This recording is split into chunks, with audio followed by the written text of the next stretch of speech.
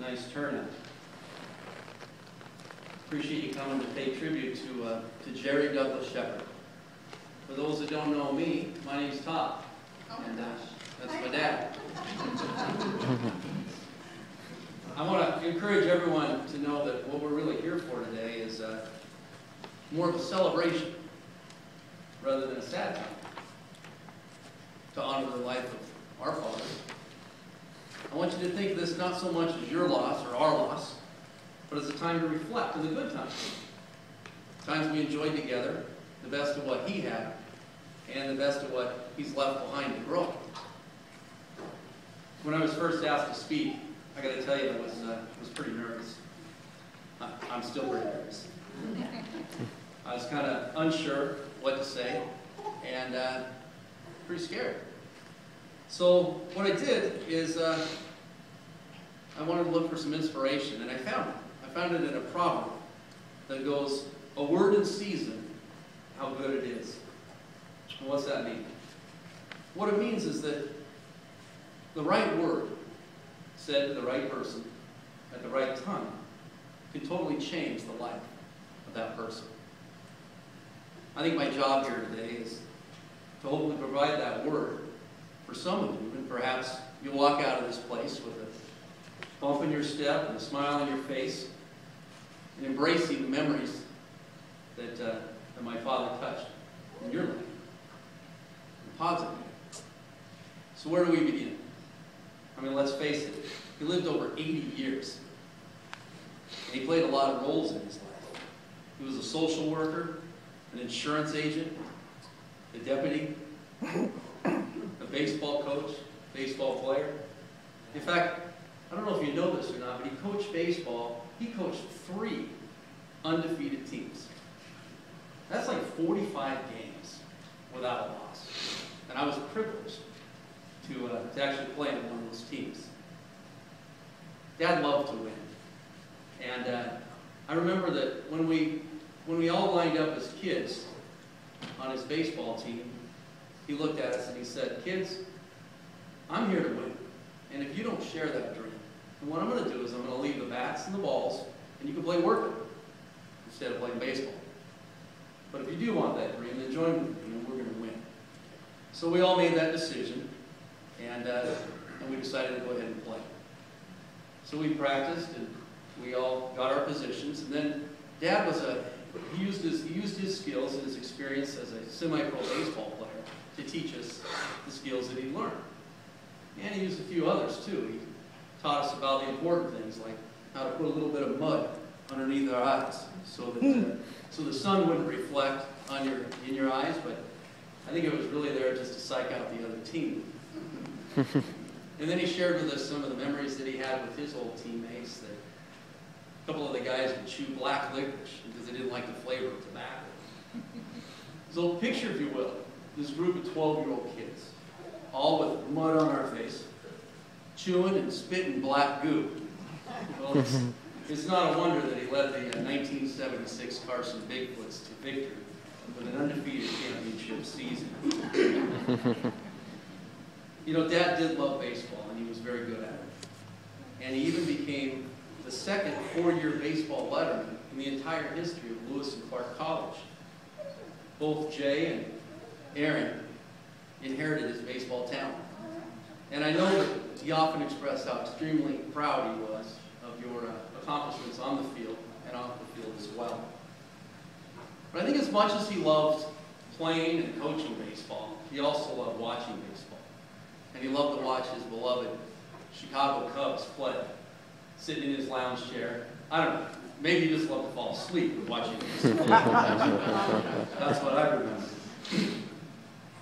During the Korean War, Dad served as a soldier in the U.S. Army. And then he returned home and continued his education and got his master's degree. He went on to become a teacher, a counselor, a principal, and a superintendent. He was a true, dedicated educator, and he was proud to be involved in many things surrounding education, including the designing and becoming the principal of the new Wind River Middle School right here in Carson. That school was kind of unique and different. It didn't have walls and doors like like a regular building, so it was kind of a neat thing. My twin sister Alicia and I both attended Wind River during our 7th and 8th grade years, and she and I both learned to be a little diplomatic with our friends, because it's a difficult age at that 7th and 8th grade in the first place, without the added mix of having your father as the school principal. He had a passion for all aspects of teaching and learning. He even traveled to Washington, D.C. to participate in rewriting the National Code of Ethics, which was an accomplishment that I know he was very proud of and shared it with us many times. But like any good teacher, he was also a pragmatic. And he had such strong organizational skills that he even thought it was appropriate to provide us with plenty of notes and instructions on what we're actually supposed to do here today. I don't know if that was a help or a hindrance to my sisters Luna and Julie, who ended up organizing things, but ironically, I think this same skill that he has, this diligence to organization, was inherited by both those girls, our most organized sisters, and I don't know, that's either a blessing or a curse, or maybe it's both. Dad loved the outdoors. He loved to fish for steelhead, fish for trout. He loved to hunt for deer and elk, hunt for ducks, pigeons, especially right here near his home in Carson. He fell in love with the Wind River when he was a little boy, back in the 30s, and he fished that same river for many, many years. He had a ton of stories that he used to tell us about fishing and hunting, and spending time in the outdoors with his family and friends, including his big brother Don, Emil, Andy, Forrest, Marshall, Shorty, Rico Licinali, Dave Teisel, Jim Keller, and others. Many of these guys I only met as a kid. Some of them I never met at all. Some of them are here with us today, and we appreciate that. Now, to even scratch the surface of what we affectionately refer to as Dad's old war stories would take more than just a few days. I remember Jay and I used to scrunch up in that little green Datsun, or maybe it was in the Willys, and it seemed like at every corner, Dad would point out a story of where someone had harvested that big buck, or maybe one that got away. And it just seemed like every story was full of color and life. I mean, the enthusiasm that he used to tell these stories, it just made you feel like you were right there. Whether it happened last week or maybe way before you were born, he was a great storyteller. One of the most memorable and humorous stories I recall is him telling us years ago he and our Uncle Don went hunting early in the morning, and they got a nice buck. Now I can't say whether it was during daylight hours or maybe it was even a little bit earlier, which I have a hunch. But they got out there, they downed this buck, they were excited, and then they discovered that no one had brought their knife. So Uncle Don loaded up in the car, loaded the guns, and he and their other hunting partner drove back into town to get a knife. While Dad sat, he was the one to sit and watch that deer and make sure no one came and took it, and just kind of sat there. Well, it seemed that apparently this deer had decided he wasn't quite ready to meet his mate. And he gets up and starts wiggling around. So Dad tells the story, he's grabbing onto these horns, grabbing these antlers, and this deer's flipping around. I'm sure he's freaking out and wiggling. He says it seemed to last for a long time. Eventually the deer gave in and expired, and that was just a neat story. I remember him telling it, and he told it many, many times. And every time he told it to us, he would remind us to always approach down game with caution and to cover ourselves, because those horns are awful sharp. I think looking back of all the stories that he told, it was kind of interesting that they all seemed to have a lesson. I think Dad kind of liked it like that. Always to make sure he brought a lesson with the story. I think that's something wonderful. But we were, matter of fact, in elk camp recently. Jay and my son Matt, my son-in-law James, and myself, we were camped out. I think it was Jay sitting there telling some stories, and Matt and James were sitting in awe, listening to the humor and the happiness that went along with it. Well, it just occurred to me that, gosh, I think that trait was inherited not only by me, as I seem to tell the same stories again and again to my kids, but also by my brother Jay. And I think Cole and Stephen, I think you guys will realize that the best is yet to come. You'll probably do the same thing. It just seems to be the circle of how things go. Dad went on to share this collection of stories, life stories, by writing 3 books. One was called The Memoirs of Jerry Douglas Shepard. Another was The Return to the Cowlitz. And another was called Casting into the Wind, which is a tiny little book that he wrote, fabulously written, about fishing the Wind River. All the books are well written. They're full of history and they're full of lessons. And I'm pretty darn grateful that he took the time to do that. They're really nice to have, and if you haven't had the time to at least read part of them, I'd really suggest it. It's well worth it, a good history lesson, just for our family. You know, it's a funny thing when you catch yourself acting like your father. It makes you smile, makes you shake your head. I mean, my wife Angie, I think she knows firsthand how much pleasure it must have given Arlene to have someone at home who would actually take the time to read the paper and then determine which articles needed to be read aloud.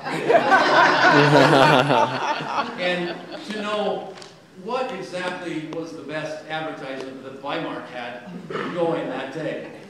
And I think that's something I can relate to as well.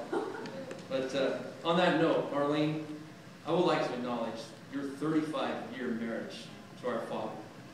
He was never shy to express his deep love and admiration for you.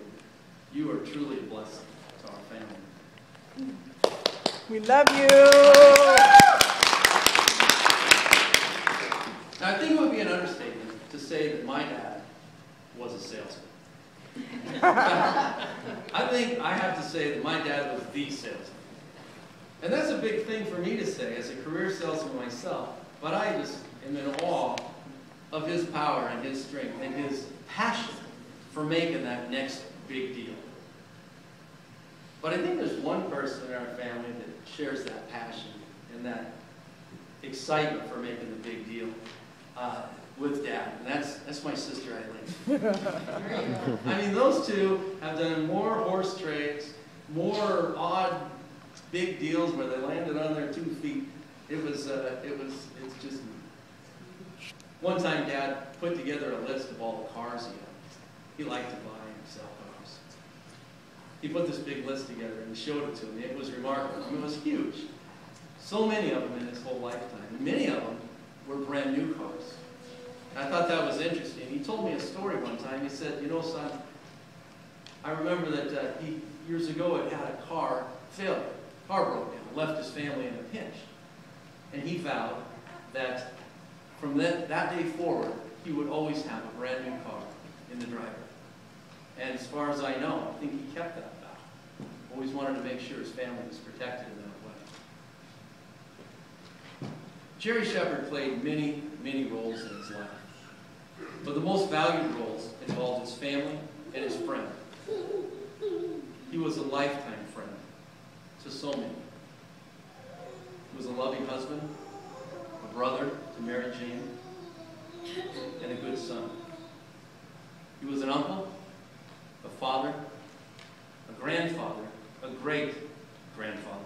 And he was so proud of each and every one of us and our accomplishments. He surrounded himself with family photos, and it seemed every time I visited, he always took a few minutes before I left to pull a photo off the shelf or out of his photo book and just have a little narrative, a little story that went along with that photo.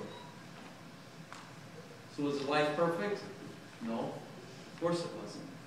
And we can be honest, right? There's nobody here but just us. I think, in fact, if he were here right now, he'd say something like this. He'd say, looking back over all the years, I'm convinced of certain realities about life in general. Nobody's getting A's and everything. He struggled with his health, physically, physiologically, as many of us do. There were even some times that those hurdles made it difficult for him to enjoy his life. But I do know that he always cared, and he always did his best to keep on trying. I'm reminded of a little Bible verse which says that every person is given a time to live and a time to die, a time to laugh and a time to cry. And it goes on to say that every person should eat and drink the fruits of their labor, for it is the gift of God. I believe that in spite of his challenges, Jerry embraced that concept as a reality of his life. Traveling in his RV, discovering his roots back in Iowa, going beyond that, just appreciating all of creation. I'd like to share a little poem with you that might even be familiar. I read of a reverend who stood to speak at the funeral of his friend. He referred to the dates on his tombstone from the beginning to the end. He noted that first came the date of his birth, and he spoke the following date with tears. But he said what mattered most of all was that dash between the years. For that dash represented all the time that he spent alive on earth. And now only those who loved him know what that little dash is worth. For it matters not how much we own, the cars, the house, the cash. What matters is how we live and love and how we spend our dash. It's been said that the true worth of a person's life can be found by answering this one little question. Just what did that person leave behind them to grow? In a word, I'd have to say for Dad, it would be his family. 7 healthy children, all successful in their own way, with families of their own who love and support one another. I think as any parent can attest, that's a huge reward unto itself. And it's the true legacy of God's newest angel, Jerry Douglas Shepard.